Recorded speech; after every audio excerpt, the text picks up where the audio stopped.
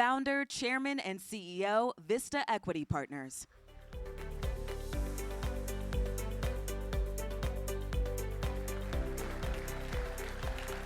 Please, got to keep another round of applause for Mr. Smith. Come on. Too kind. Thanks. Got to show you some love while we're here, man.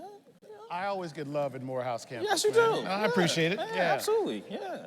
How you feeling? Terrific. Feeling good. Love it. Yeah. Love it.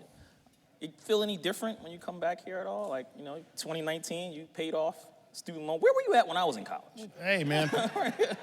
I was following you in college. I'm a little younger than you. But it feel any different when you come back up? No, it's always a very warm, welcoming place. I mean, the students here and the faculty and staff, everyone does a great job, I think, really building a community.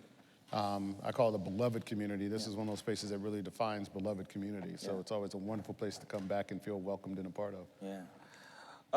Over 100 billion in assets under management, 80 enterprise software companies, over 80 enterprise, over 80 enterprise. 91, but 91. yeah, but who's counting? Yeah. Me, I'm counting. Yeah. You're a leading player in the enterprise software industry. What you've built is just impressive. And you ever sit down and just take a breath and look at it all? And if you do, what is the feeling? No. No? No. What I do is move forward every day. The beautiful thing about software and in technology is it is always evolving. Our businesses now, we operate in over 180 countries. We have 750 million users of our software globally. There's various transition points in technology that require one to not only understand, but think about how to embrace how this technology will enable these companies to be more successful. Early stages of this, all 25 years ago now, it was all on premise. Then we went through a transition where this new thing called the cloud, and I'd struck up a partnership with this company called AWS that people didn't know was supporting this company, Amazon. This guy, Andy Jassy, and cut a deal where we could actually drive some of our companies onto that platform because I needed to compute. And that enabled us to transition really more companies from on-prem to cloud of any on the planet. Then you have this whole mobile first, the IoT, IoE, Internet of Things, Internet of Everything, which creates massive opportunities for digital infrastructure to enable efficacy and proficiency and productivity across the planet. And I like to say, enterprise software is the most productive tool that's been introduced in our business economy in the last 50 years, and likely will be the next 50. And now we have this new thing called artificial intelligence. 10 years ago, we started implementing, 12 years ago, AI, ML, machine learning into our businesses. And now with generative AI, there's a new inflection point, and it's a massive inflection point. And it is actually going to have more profound implications on how we all live and work and engage than, frankly, any other technology that we've experienced. The beauty of enterprise software, which is what I focus on, which is business software, is less than 1% of the enterprise data actually lives in these foundational models. We all have, through one way, shape, form, or another, given up a lot of our personal data to these foundational models, and those foundational models have pretty much absorbed all of that, and now they're building out systems to create new data and simulate data because it's absorbed all of this other data, but the enterprise data, this is the data that sits in companies, is not absorbed in those models.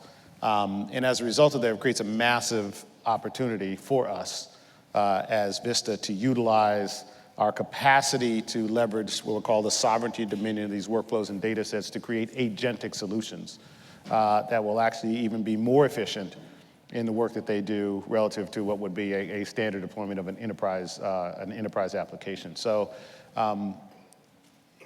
you don't have time to sit back. What you have time to do is continually lean forward and lean into what these opportunity sets are and building the right partnerships. And so now I've built a partnership, and we built our first agentic factory with Microsoft as our partner there in Anthropic, and now we're having, Google has now come on board to be our next wave of our agentic partnership that we think will keep us in the forefront of transitioning and evolving our enterprise software companies to really serve our customers. So it's a pretty fascinating space to be involved in today. I definitely want to dive into the agentic part a little bit, but as we sit here in 2025, so much is going on around the country.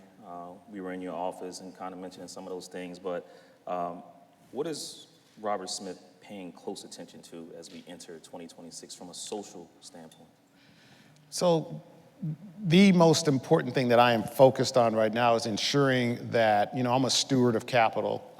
Many of your, parents, if they're, in pension, if they have in a pension position, i.e. they're, teachers or doctors or firefighters or policemen, all those sort of things, we manage a lot of that money. And it's critically important for us to ensure that we are great stewards of that capital.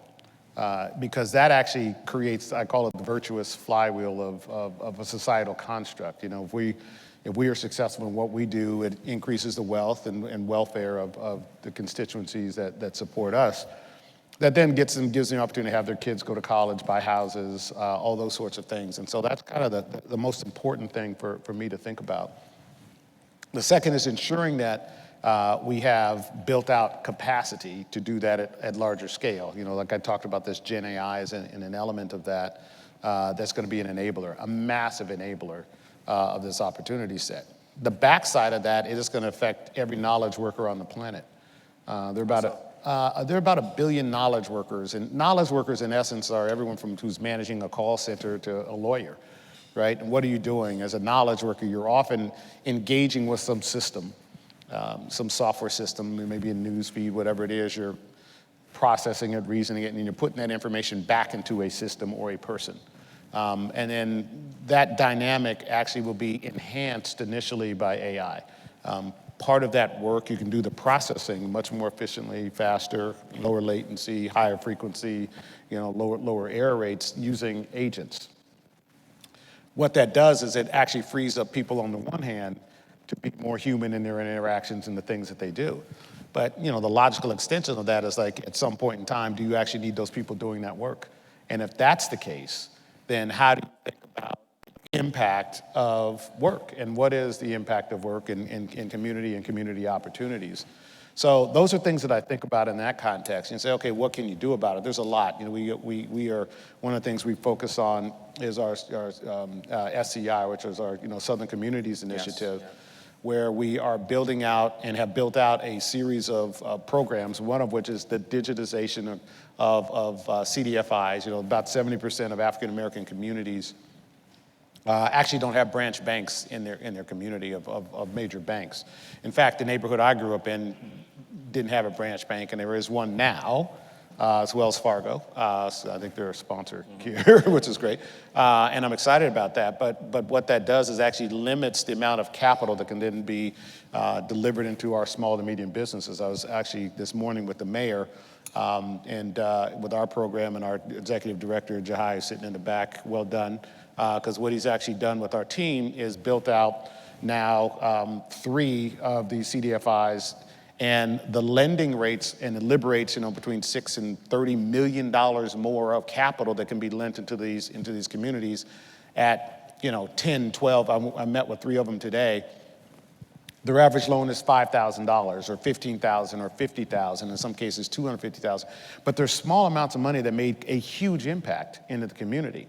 But if you don't have a digital capacity to manage loans at scale, then you can't deliver that money. So with the mayor's leadership and our partnership, we are enabling that to happen in this community and 5 other communities. So when I think about areas that I can, thank you, areas that I can uniquely impact, these are things that I have unique skills and capabilities to deliver.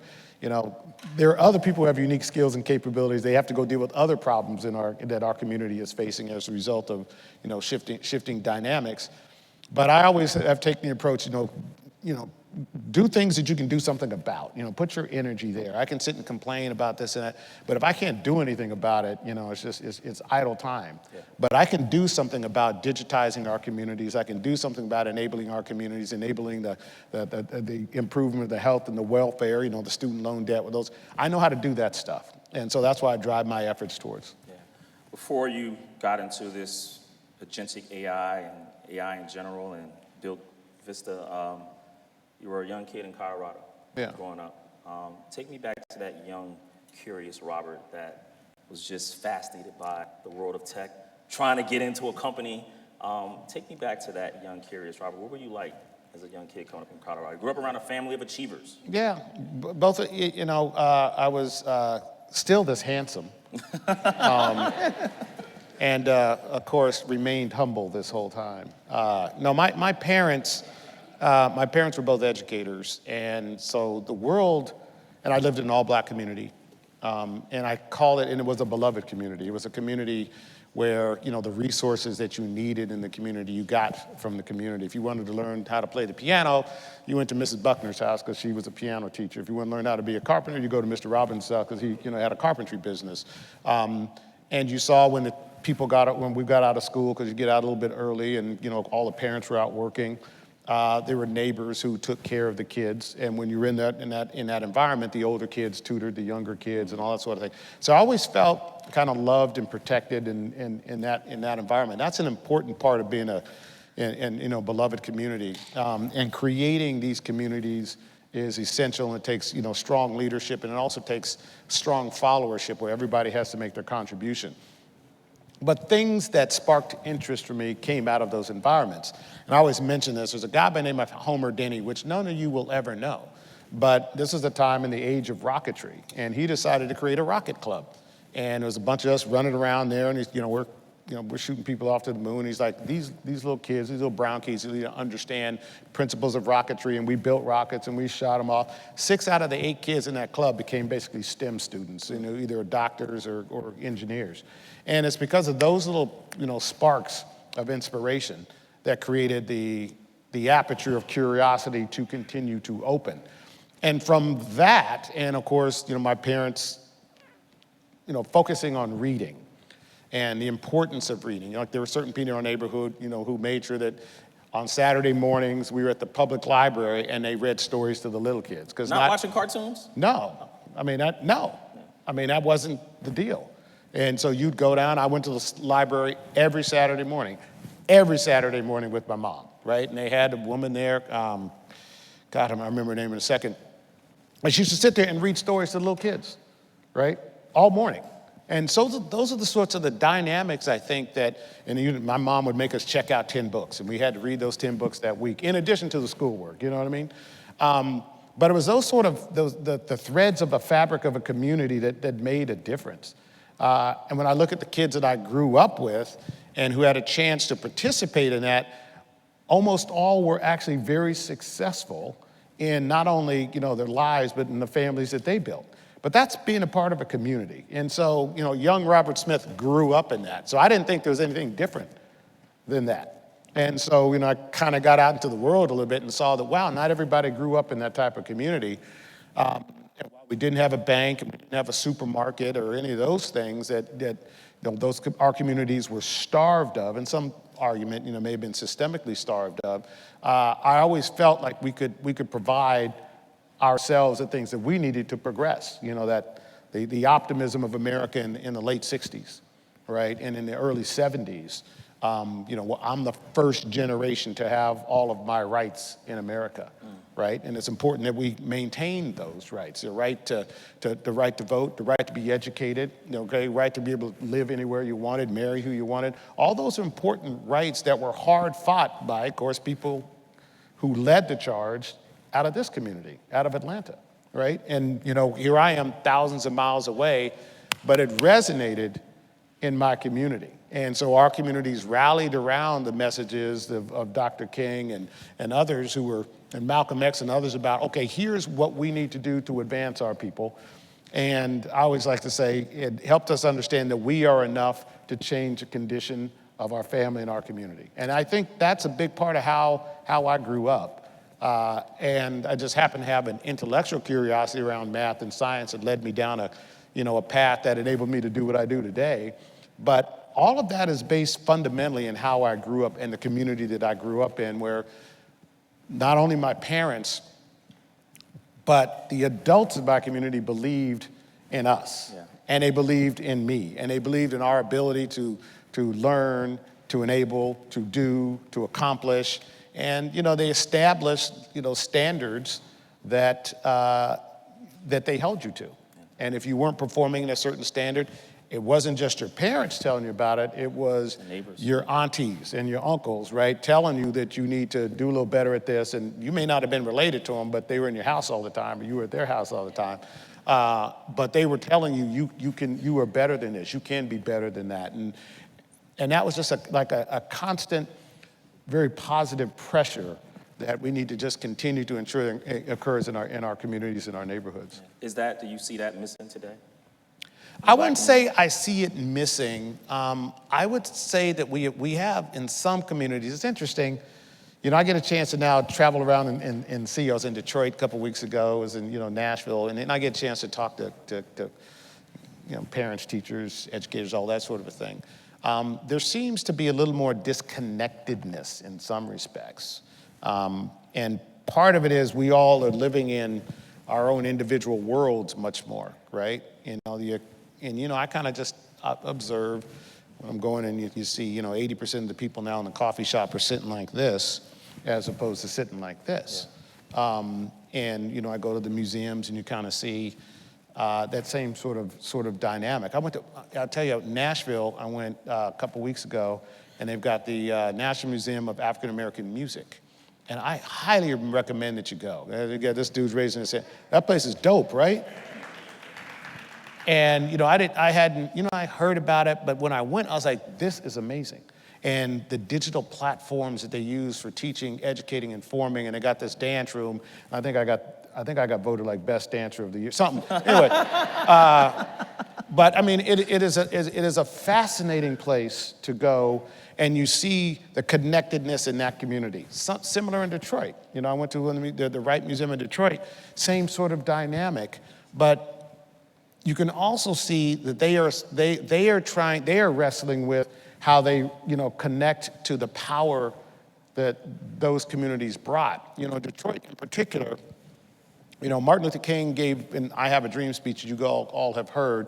But the backstory behind that was that was in August. In June, he was in Detroit, and that's where he first delivered the sketches of that speech. And when he showed up in Washington, D.C., he had a completely different speech written. And Mahalia Jackson, the mother of the civil rights movement, said, Martin, tell him about the dream. Tell him about the dream. And he abandoned the speech that was written and basically went to that place, right? There's that kind of heritage that sits in our communities that is not lost. It is not forgotten, but I can see the elders trying to figure out how do they re-embrace the youth to understand that spirit of progress and their role in that. Because, look, the elders, they've got the wisdom, the experience, but they don't necessarily have what I call the legs to get out in the streets anymore, right? And I was so proud, and I have to tell, when, at the time, we were getting into COVID, murder of George Floyd, how these young people got in the streets, okay? We hadn't seen that in a long time, okay? The elders are kind of sitting back, oh man, this is messed up, here again, okay? And these young people are like, well, no, we ain't standing for this. And they got up and they went out in the street, you know what I mean? And that showed me that there is that hope, that people are going to continue to drive forward on what they think is right and what they think is just in the treatment of Americans. And I was very proud of our people for doing that, our young people for doing that.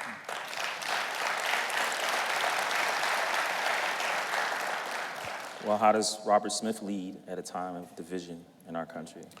Again, I've got unique skills and capabilities to enable Gen AI to be an effective ally of not only the platform that I operate, but to drive it as effectively as possible into our communities. You probably know this, Morehouse Spelman, we actually have an AI curriculum here, and I think it's more Spelman students go than Morehouse students. But anyway, there are those sorts of things. You have to understand and embrace this technology. And it's up to people who have unique skills, capabilities, and I hope more of our community who has that actually comes and delivers platforms and opportunity. Our Intern XL platform, where we've got, I think it's over 1,200 courses that you go on. It's free, by the way, for students, right?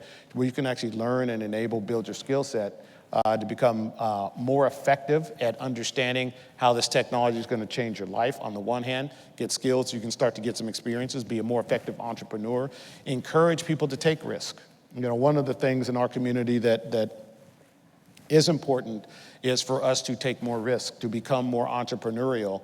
And, my generation was truly a generation of, get educated so you can go get a job, okay? I got lots of criticism from my family about leaving my job to start a business. But I think we have to, change that narrative more in our community to say, be more entrepreneurial, take more risk, build relationships. These things are important where you're actually building people of like mind and, invest fest and all these sort of things and say, hey, listen, take some risk, invest in each other, invest in yourself to go create businesses that can truly change the dimension and direction of your life. And then, of course, enable you to deliver, I'll call it more value to your community. All those things are important parts that we have to now understand are going to become more essential as the economy evolves. Yeah. You ever think about running for president? No, I got a good job. Why not? I've got a great job. I like my job. Yeah. Yeah. Well, if you did, what would be the first thing you would tackle?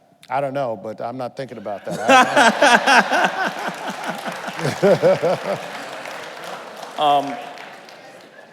There is you were talking about this backstage that, you have a philosophy on how you develop talent within your company. Yeah. That is that you build through the draft, not the trade. Yeah.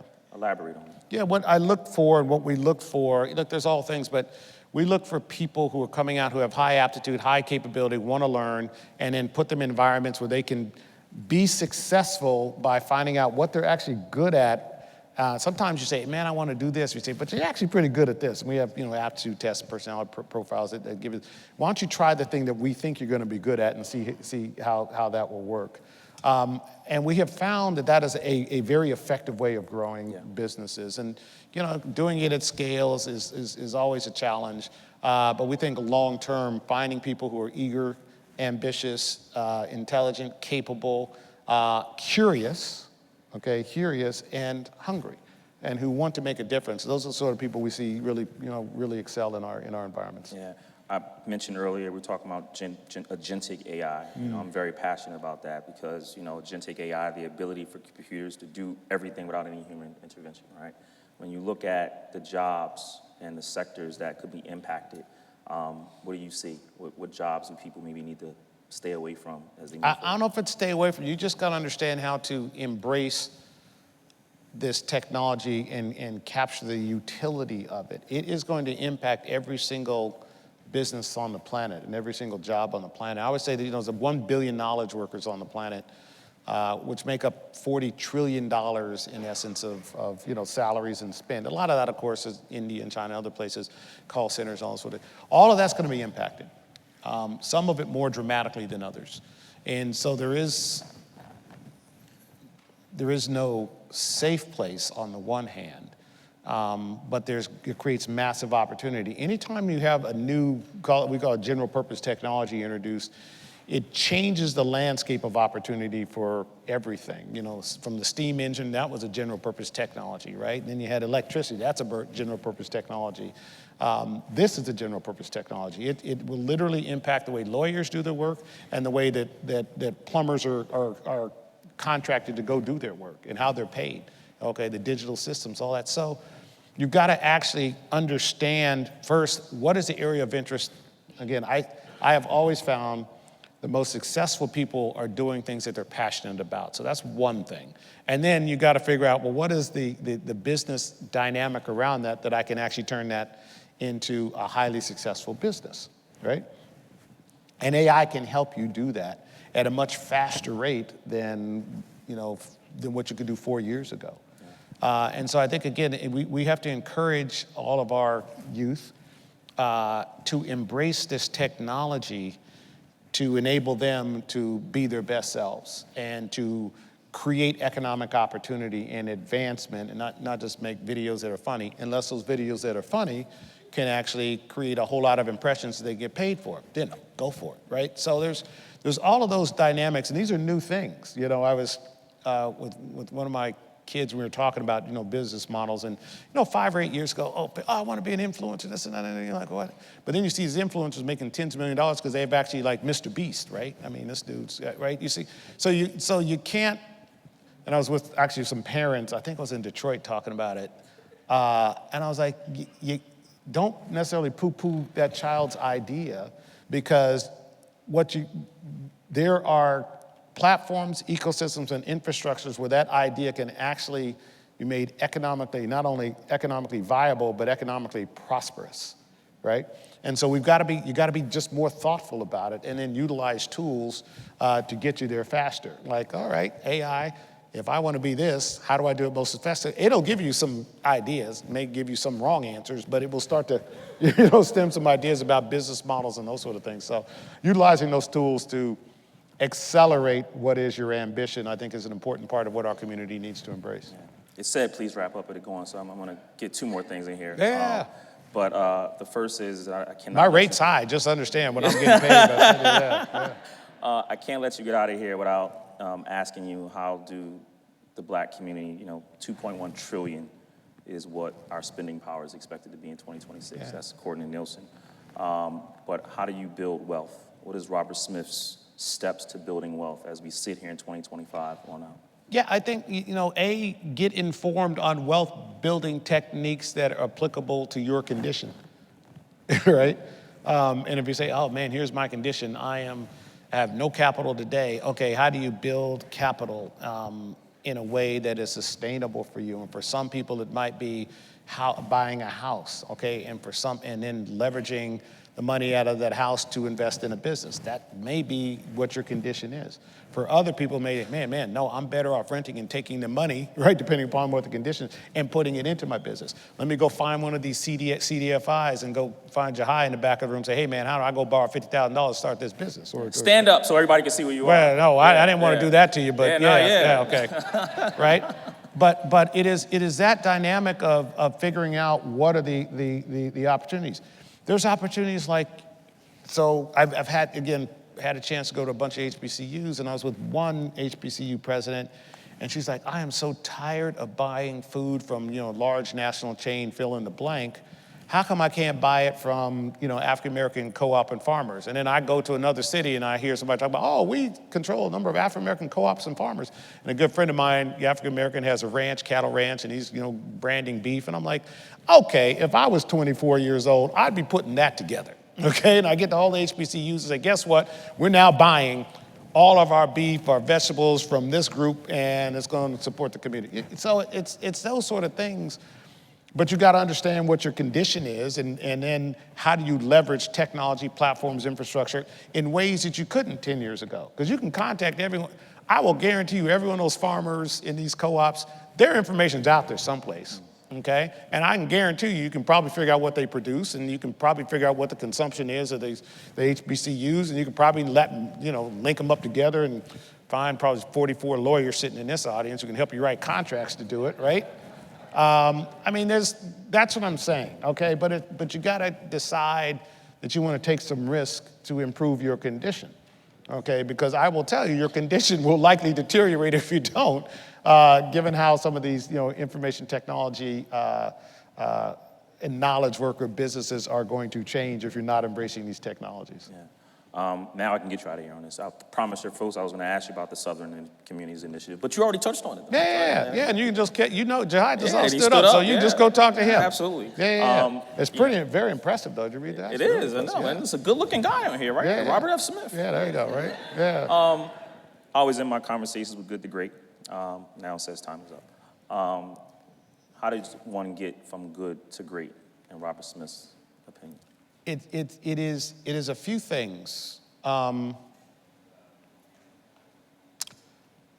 So, last year, 2 years ago,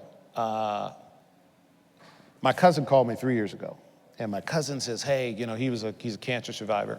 He said, I'd like for you to go on this journey with me. And I don't know if any of you've read, Paulo Coelho has his first book is called The Pilgrimage, and it's called the Camino de Compostela, right? De Santiago. I don't know if anybody here go on that yet? Okay, a few hands in the back, right? Enlightened people.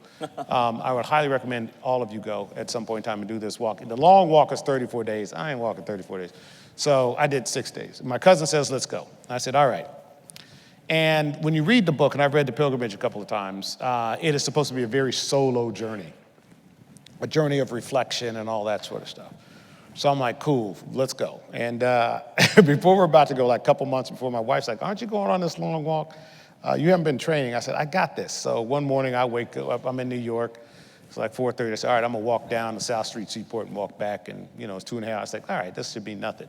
Yeah, it's a whole different deal. Because you're walking like 8 to 10 hours a day. And it's up hills and it's not walking in Manhattan. Anyway, so we get over there. And my cousin, hopefully this isn't recorded, love him. But he likes to talk a lot, right? And this is supposed to be a solo journey. So the first day, he talks the whole time. I'm like, well, this ain't the point of the thing, I heard. And I have a little speaker on my backpack. So I said, I tell you what, if I have my music playing, that means I'm like in contemplation, deep thought, don't talk to me. He's like, all right, I got that. So I played my music for 5 days straight. But what that gave me was two things. I came out of that with two things. The first was, I'm doing exactly what I'm supposed to be doing. Okay, when you replay the tape of your life over, there's these decisions that you deal with, and did you make the right decision here and there? And then when you have that kind of, when you're walking 8 to 10 hours a day, you're not on your phone, and you have a chance to kind of think about what happens and occasions and all that sort of stuff. And so I felt really good about that. And then the other thing was what I call the intention of going forward. And this is kind of the success piece of this, in answering your question, is always speak your truth with love. And that's where I am.